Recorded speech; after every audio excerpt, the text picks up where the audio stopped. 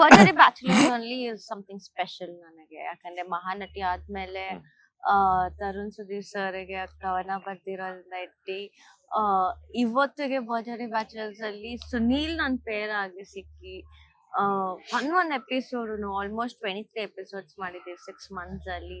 So it's been a hell of a ride ಅಂತ ಹೇಳ್ಬೋದು, like a roller coaster, ups and downs, because this was always my passion.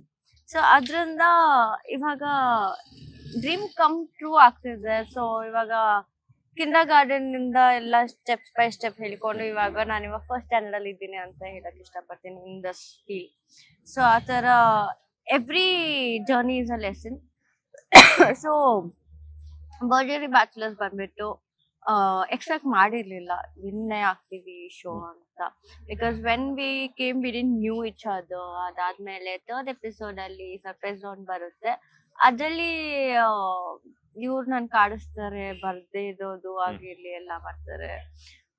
ಅದಾದ್ಮೇಲೆ ನಮ್ bond create ಆಗುತ್ತೆ ಅಲ್ಲಿ. ನಾನ್ ನಲೋದಾಗಿರ್ಲಿ, ಅವಾಗ ನಾನ್ ಏನಕ್ಕೆ ಅತ್ತೆ ಅಂತ ಇವ್ರು ಕೇಳೋದಾಗಿರ್ಲಿ, ಅದೆಲ್ಲ ಇರುತ್ತೆ. ಅದಾದ್ಮೇಲೆ ಒಂದ್ ಎಕ್ಸ್ಪ್ಲನೇಷನ್ ಕೊಡ್ತೀನಿ ಇವ್ರಿಗೆ.